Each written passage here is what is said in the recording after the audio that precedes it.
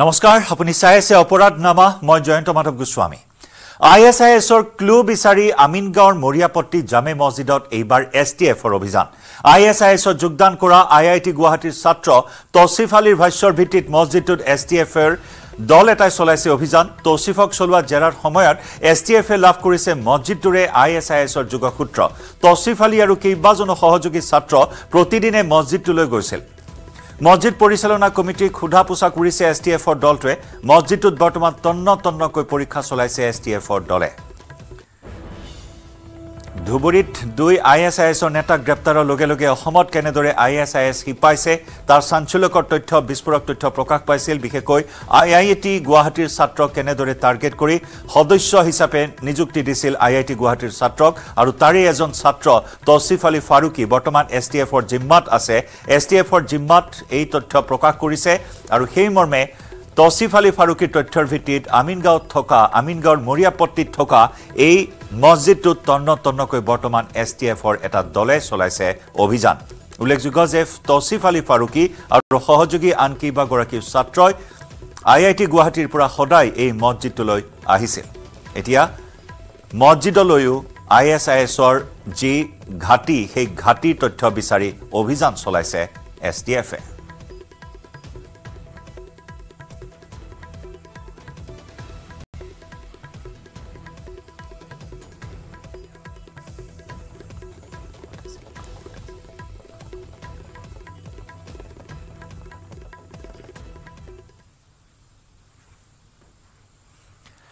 আৰু অপৰাধনামাৰ লগতে আমি আপোনালোকক দিব বিচাৰিছো নিৰ্বাচনী বতৰৰ খবৰ মুখ্যমন্ত্ৰী ডক্টৰ হিমন্ত বিশ্ব শৰ্মাই জোৰদাৰ প্ৰচাৰ অভিযান চলাই আছে আজি জোৰহাটত এই মুহূৰ্তত মৰিয়নিত প্ৰচাৰ সভাত অংশগ্ৰহণ কৰিছে মুখ্যমন্ত্ৰী ডক্টৰ শৰ্মাই পোনপটীয়া সম্প্ৰচাৰ আমাৰ মৰিয়নি সমষ্টিত ল কলেজৰ নিৰ্মাণৰ কাম প্ৰায় শেষ পৰ্যায়ত আহি উপনীত হৈছে আপোনালোকে গম পায় যে আমি যিখন মহিলা বিশ্ববিদ্যালয় খুলিছিলো তাৰো পাৰ্মানেন্ট কেম্পাস এতিয়া মৰিয়নিতে আজি নিৰ্মাণ হৈ আছে আউনিয়াটি সত্ৰৰ আধ্যাত্মিক বিশ্ববিদ্যালয়লৈ চৰকাৰে উপযুক্ত সহায় আগবঢ়াইছে যোৱা বাই ইলেকশ্যনৰ সময়ত মই কৈ গৈছিলো যে মৰিয়নিত যদি ৰূপজ্যোতি কুৰ্মী ডাঙৰীয়া বিজয়ী হয় চেলেংহাটত আমি এখন নতুন কলেজ নিৰ্মাণ কৰিম আজি চেলেংহাটত নতুন কলেজৰ নিৰ্মাণৰ কাম আৰম্ভ হৈছে শ্ৰদ্ধাৰ ৰাইজ আমাৰ চাহ বাগিচাত আজি 5খন নতুন মডেল কলেজৰ কাম মডেল হাই স্কুলৰ নাম আৰম্ভ হৈছে আজি আমাৰ এই মৰিয়নি সমষ্টিৰ প্ৰত্যেকখন বাগিচাতে আজি আমাৰ একোখনকৈ এম্বুলেন্স গৈছে আমাৰ ধোদৰ আলি অসম মালা আঁচনিৰ অধীনত আজি আমি ধোদৰ আলিক নিৰ্মাণৰ কাম হাতত লৈছো শ্ৰদ্ধাৰ ৰাইজ আজি আপোনালোকে জানে যে আমাৰ মৰিয়নি ষ্টেডিয়াম আৰু টিয়কত ললিত ৰাজখোৱা ষ্টেডিয়ামৰ নিৰ্মাণৰ কামো পূৰ্ণ গতিত আজি আৰম্ভ হৈছে শ্ৰদ্ধাৰ ৰাইজ যেতিয়াৰ পৰা মৰিয়নি সমষ্টিত পদুম ফুল ফুলিছে মৰিয়নি সমষ্টিত এটাৰ পৰা এটাকৈ উন্নয়নৰ কাম আৰম্ভ হৈছে আজি মই আপোনালোকৰ মাজত আহিছো কেইটামান নতুন কথা কবৰ বাবে মৰিয়নিক লৈ ৰূপজ্যোতি কুৰ্মী আৰু তপন গগৈ ডাঙৰীয়াই কাম কৰিব মই আপোনালোকৰ কাৰণে কেইটামান নতুন কথা কব খুজিছো আৰু মই ভাবো যে আমি আমাৰ সংকল্পসমূহ বাস্তৱত ৰূপায়ণ কৰি আমাৰ ৰাজ্যখনক এখন আমি শক্তিশালী ৰাজ্যলৈ ৰূপান্তৰ কৰিম শ্ৰদ্ধাৰ ৰাইজ আপোনালোকৰ মনত আছে যোৱা বিধানসভা নিৰ্বাচনৰ সময়ত মই যেতিয়া ৰাইজৰ মাজত আহিছিলো ৰাইজক মই কৈছিলো যে আমাৰ চৰকাৰ যদি শাসনলৈ আহে আমি 1 লাখ ল'ৰা ছোৱালীক চৰকাৰী চাকৰি দিম মোক কোনো বিশ্বাস কৰা নাছিল যে কংগ্ৰেছৰ দিনত 2000 চাকৰি নহয় 1 লাখ চাকৰি কোৰ পৰা ওলাব কিন্তু আজি আপোনালোকে দেখা পালে যে চৰকাৰ গঠনৰ 2 বছৰ 8 মাহৰ ভিতৰত আমি 1 লাখ যুৱক যুৱতীক চৰকাৰী চাকৰি দিম। এতিয়া মই হেলিকপ্টাৰৰ পৰা আহোঁতে মোক ল'ৰা এজনে সুধিছে যে স্যাৰ পুলিচৰ দৌৰ কেতিয়া হ'ব, পুলিচৰ নিযুক্তি কেতিয়া হ'ব? জুলাই মাহত পুলিচৰ নিযুক্তি হ'ব আৰু লগতে এই 1 লাখ চৰকাৰী চাকৰিৰ লগত মই আৰু 50,000 নতুনকৈ চাকৰি দিয়াৰ ব্যৱস্থা কৰিম। আজি আপোনালোকে জানে এই মৰিয়নি সমষ্টিত কেইটামান দিন আগতে মাছি তপনো আমাৰ বাগিচাৰ ছোৱালী ল'ৰা ACS পালে, কাকো টকা পইচা দিবলগীয়া হোৱা নাই। আৰু এতিয়াও এই যে নতুনকৈ 50,000 চাকৰি ওলাব, কোনো দালালে 1 টকা ল'ব নোৱাৰে। আমি দুখীয়া আৰু দৰিদ্ৰ মানুহক চাকৰি দিম। শ্ৰদ্ধাৰ ৰাইজ, যেতিয়া আমি ইলেকশ্যনৰ আগতে ৰাইজক কৈছিলো অৰুণোদয় দিম, মানুহে ভাবিছিল কেনেকে অৰুণোদয় পাব, মানুহে বিশ্বাস কৰা নাছিল। কেইটামান দিন পিছত 800 টকা একাউণ্টত সোমালে, অলপ অলপ বিশ্বাস কৰিলে। আকৌ কংগ্ৰেছৰ মানুহবিলাকে ক'লে যে ইলেকশ্যনৰ পিছততো অৰুণোদয় বন্ধ হৈ যাব। মানুহে ভাবিলে এইটো বন্ধ হৈ যাব নেকি। এতিয়াতো বন্ধ নহ'ল। অৰুণোদয় এতিয়া কিমান টকা হ'ল? 1250 টকা, হয়নে নহয়? এতিয়া কি হয়, যিসকলে অৰুণোদয় পায় তেওঁলোকতো ফূৰ্তিত থাকে, যিসকলে অৰুণোদয় নাপায় তেওঁলোকৰ মনটো অলপ বেয়া লাগি থাকে, হয়নে নহয়? মই ঠিকে কৈছো নে? আচ্ছা, কোনে কোনে অৰুণোদয় পোৱা নাই হাত দাঙকচোন। আচ্ছা, 1 মিনিট, কোনে কোনে অৰুণোদয় পাইছে হাত দাঙক। এতিয়া চাওক, যিসকলে পাইছে তেওঁলোকে 10 তাৰিখলৈকে ৰখি থাকে কেতিয়া 1250 আহিব, হয়নে নহয়? আৰু নাই পোৱা মাহটো কম, শুনি থাকে এতিয়া মোৰ কথা। আৰু যিসকলে পোৱা নাই তেওঁলোকে ভাবে আমাৰ নম্বৰ বা কেতিয়া লাগিব, আমিতো পোৱাই নাই। আজি মই আপোনালোকক ক'ব আহিছো যে আপোনালোকৰ নম্বৰ কেতিয়া লাগিব। ভালকৈ শুনিব দেই। কাৰ কাৰ ঘৰত ৰেচন কাৰ্ড আছে হাত দাঙকচোন। আছে। এতিয়া মোক এটা প্ৰশ্নৰ উত্তৰ দিব যে মোৰ ঘৰত ৰেচন কাৰ্ড আছে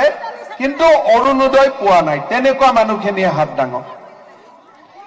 ৰেচন কাৰ্ড আছে কিন্তু অৰুণোদয় নাই, হাত দাঙক। নাই পোৱা আপুনি বাইদেউ, আপোনাকতো মই দিমেই প্ৰথম। এতিয়া আপোনালোকে শুনি লওক, এই ইলেকশ্যনতে আমি সমীক্ষা পত্ৰ দিছো, যাৰ যাৰ ঘৰত ৰেচন কাৰ্ড আছে সকলোকে আমি অৰুণোদয় দিম, এই প্ৰতিশ্ৰুতি মই আপোনালোকক দিছো। যাৰ যাৰ ঘৰত বিহু নাচিব লাগিব এতিয়া,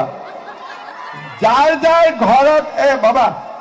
CRP जी थोड़ा पीछे आओ, ये बिहू नाचने वाला है, मुझको देखना पड़ेगा, ठीक है ना।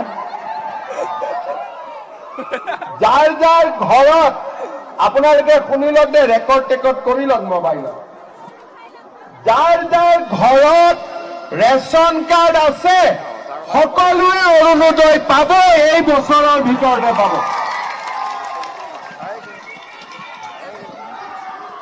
মামা মামা জিন্দাবাদ, এই মামা জিন্দাবাদ দিবি, খালি মামি জিন্দাবাদ নিদিবি। এতিয়া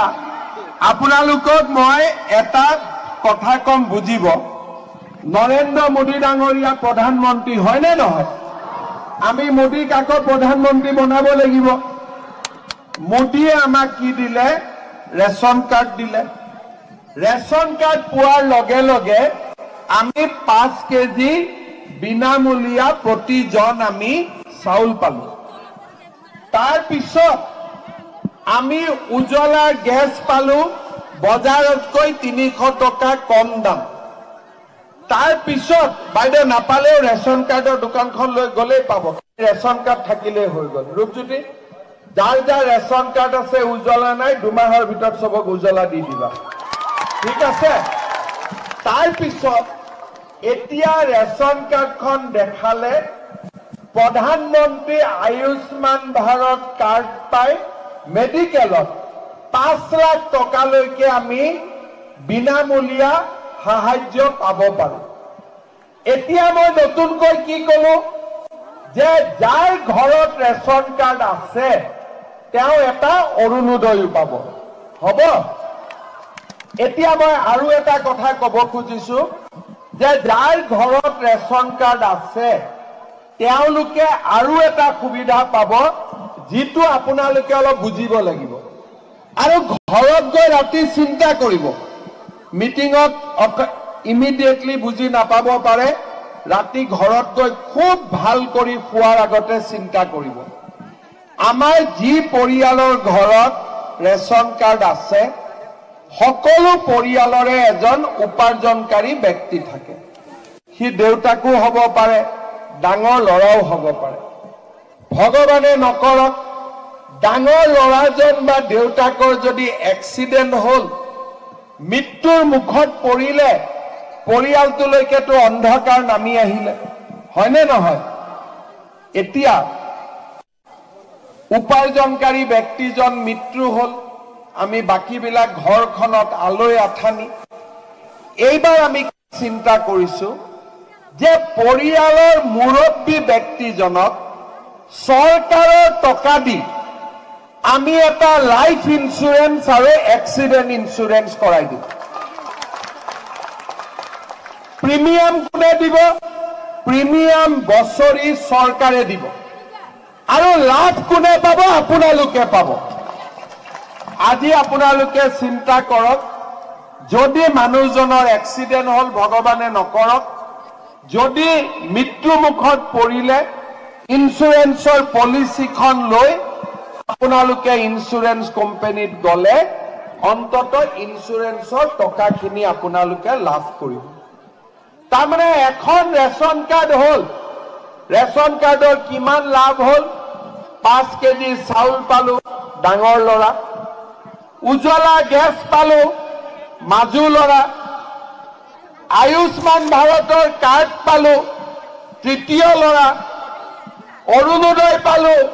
ছোৱালী এজনীও হ'ল আৰু ইন্সুৰেন্স পালো আৰু এটা ল'ৰা হ'ল তাৰমানে 4টা ল'ৰা এজনী ছোৱালী এখন ৰেচন কাৰ্ডত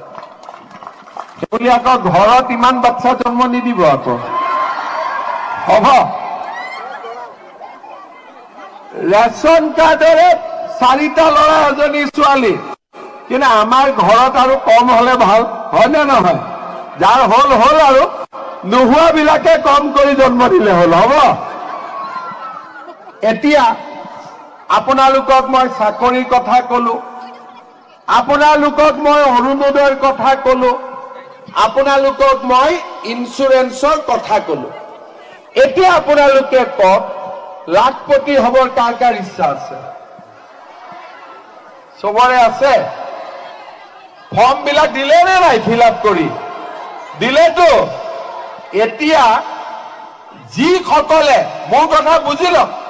শুনি ললে আপোনালোকে পুৰা আগলৈ বুজি পাই থাকিব যিসকলে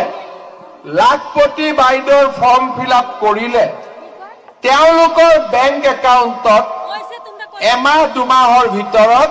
মই পুতুং কৰি 10,000 টকা সোমাই দিম হ'ল এতিয়া 10,000 টকাটো পালেই ৰূপজ্যোতি পানী গিলাচ খুৱাও কিন্তু 10,000 টকাটো আৰম্ভণি এতিয়া 10,000 টকাটো পাই আমি গিৰিয়েক বিলাকক দি দিম হয়নে নহয় হা দিবনে নিদিব হে ভগৱান গিৰিয়েক বিলাকৰ খং এতিয়া মোৰ ওপৰত উঠি যাব ঘৰত জয়মতী চলে নে লাচিত বৰফুকন চলে হা আজিকালি জয়মতী চলে না বিহুৰ মা তই তোৰ সব সমস্যা মই সমাধান কৰিম তই খালি শুনি থাক এতিয়া যিসকলে 10,000 টকা পাব তেওঁলোকে 10,000 টকাটো ভাল কৰি খৰচ কৰিলে মই আকৌ 25,000 টকা আপোনালোকৰ একাউণ্টত দিম। প্ৰথমতে 10,000 তাৰ পিছত 25,000। কিন্তু যিসকলে ঘৰত আৰু 10,000 টকাটো অহাৰ পিছত টকাটো খাই থৈ দিয়ে তেওঁলোকে নাপাব। যিসকলে অলপমান কাম কৰিব, হাল লগাব, গাহৰি কাম কৰিব, মুৰ্গী কৰিব, ব্ৰইলাৰ কৰিব, ব্যৱসায় কৰিব, দোকান দিব, গ্ৰুপতো 1 লাখ টকা যোগ কৰি কৰিব পাৰে, ব্যক্তিগতভাৱেও কৰিব পাৰে, তেওঁলোকক আমি চৰকাৰৰ পৰা আৰু 25,000 টকা দিয়াৰ আমি ব্যৱস্থা কৰিম। শ্ৰদ্ধা ৰাইজ, আমাৰ ৰেচন কাৰ্ডৰ পৰা আমি 5টা সুবিধা পালো। আমি লাখপতি বাইদেউ হলো। এতিয়া আমাৰ কাম হল যে আমাৰ গাঁৱৰ ল'ৰা ছোৱালীক আমি কেনেকে শিক্ষিত কৰিব পাৰো। আপোনালোকে জানে মৰিয়নি সমষ্টিতে যদি চাহ বাগিচাৰ ছোৱালী এজনী মেট্ৰিক পাছ কৰে, দেউতাক মাকে কলেজত নাম লগাই দিওঁতে 10 বাৰ চিন্তা কৰিব যে কলেজত নাম লগালে এডমিশনটোতো বিনামূলীয়া আছে, কিন্তু কিতাপ কিনিব লাগিব, আহা যোৱা ভাড়া দিব লাগিব। গতিকে বহুত বাপেক মাকে ছোৱালীজনীক ল'ৰাটোক কলেজলৈকে নপঠায়। এইবাৰ আমি কি সিদ্ধান্ত লৈছো যে এখন ঘৰত যদি দেউতাক মাকৰ ল'ৰা আৰু ছোৱালী দুইটাই থাকে, ল'ৰাটোৰ পঢ়াৰ দায়িত্ব দেউতাক মাকে ল'ব আৰু ছোৱালীটোৰ পঢ়োৱাৰ দায়িত্ব মামাই ল'ব। হ'ব? ছোৱালীজনীক মেট্ৰিক পাছ কৰাৰ পিছত কলেজত এডমিশন ল'লে আমি বিনামূলীয়া এডমিশন কৰি দিম আৰু এডমিশনৰ উপৰিও তাইক আমি 10,000 টকা বছৰি দিম। যিসকলে হায়াৰ ছেকেণ্ডাৰী পাছ কৰি ডিগ্ৰী কলেজত নাম লগাব তেওঁলোকক আমি 12,500 টকা দিম আৰু যোনে ইউনিভাৰ্চিটিত নাম লগাব সেই ছোৱালীৰ বেংক একাউণ্টত আমি 25,000 টকা প্ৰত্যেক বছৰে দিম। তাৰমানে আপোনালোকে চিন্তা কৰক, ঘৰে ঘৰে অৰুণোদয় পালো, 50,000 নতুনকৈ চৰকাৰী চাকৰি হল, লাখপতি বাইদেউৰ টকা পালো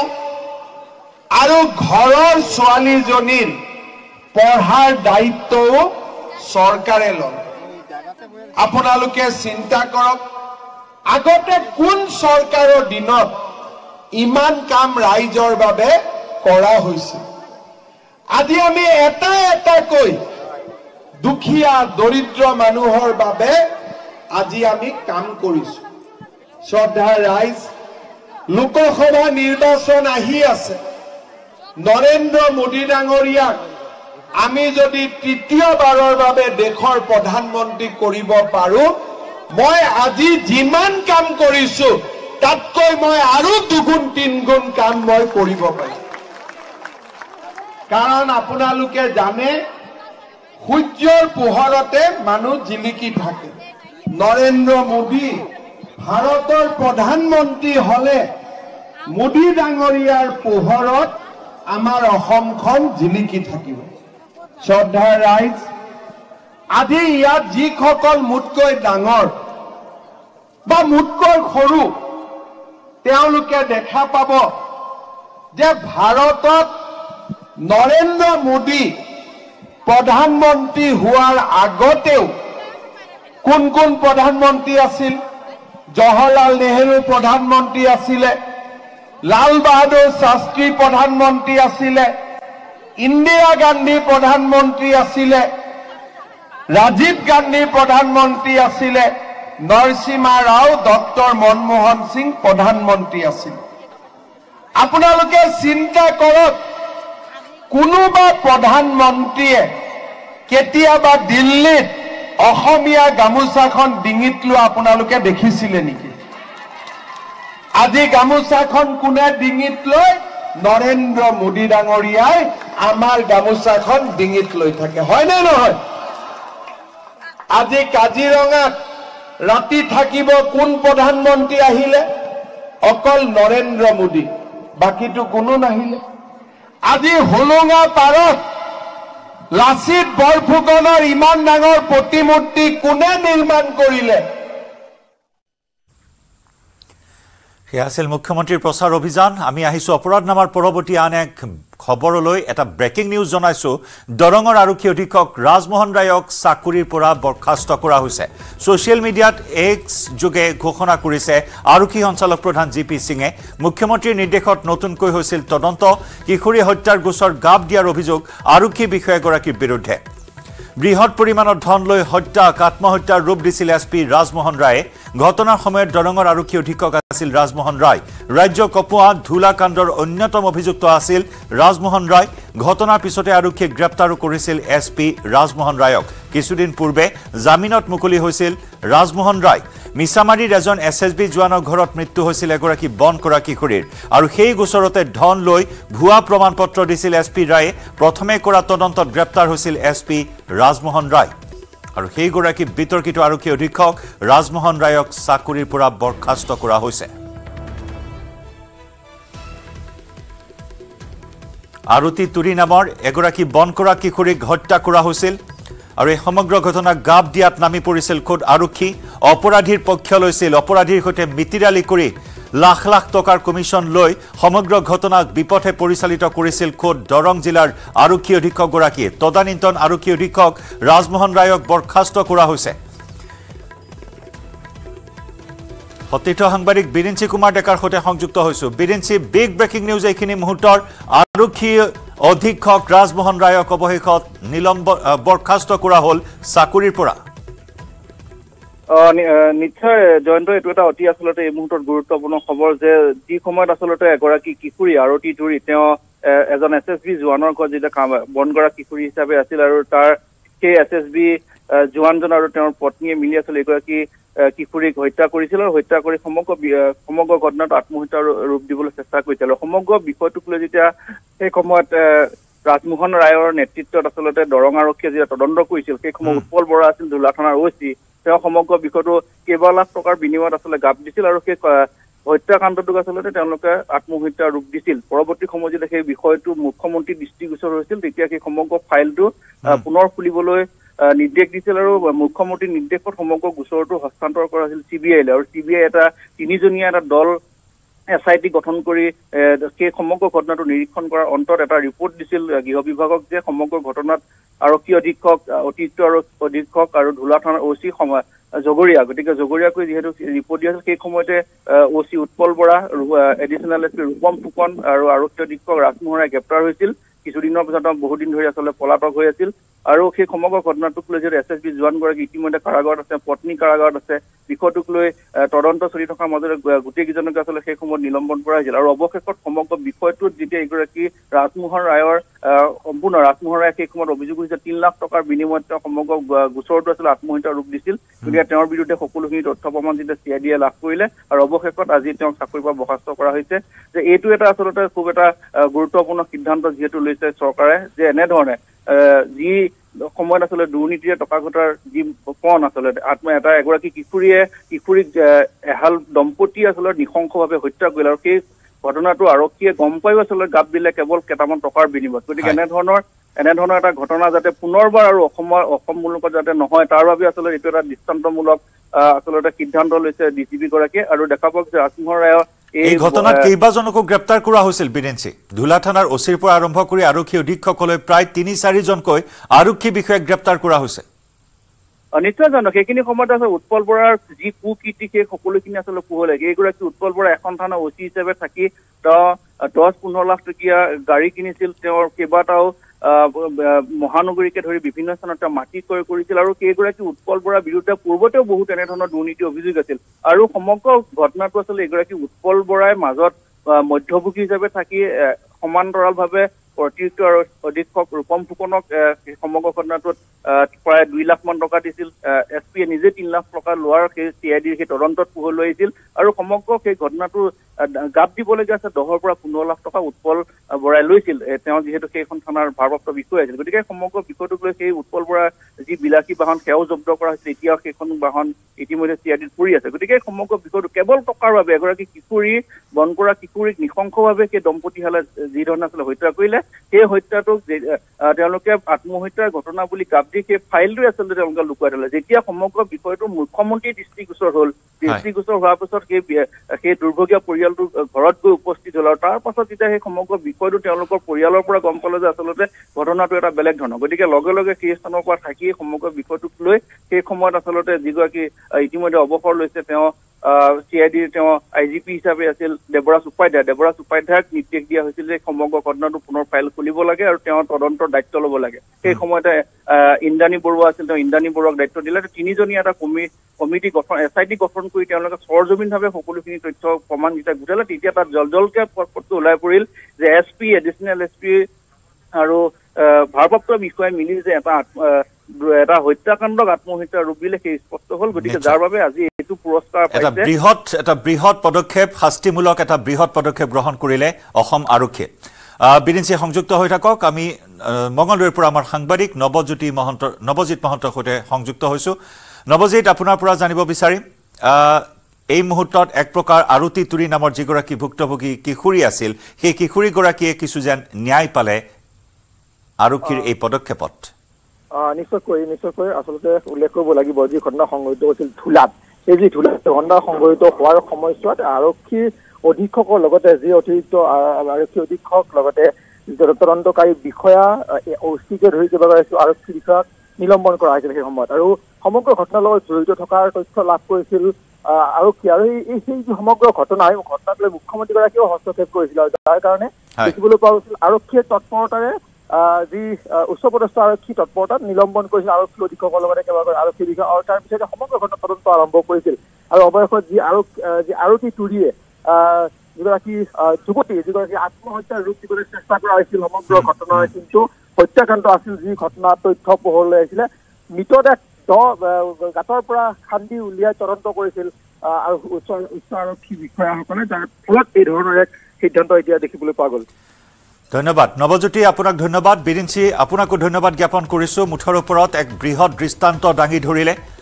কোনো অপৰাধীকে ৰেহাই দিয়া নহব আৰক্ষীয়ে এই বাৰ্তা দিবলৈ চেষ্টা কৰিলে অপৰাধত লিপ্ত অপৰাধীৰ সৈতে হনা পিটিকা কৰা এনে আৰক্ষীৰ বিৰুদ্ধে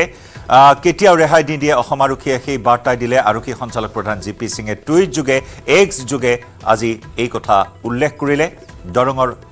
তদানীন্তন আৰক্ষী অধীক্ষক গৰাকীক বৰখাস্ত কৰা হৈছে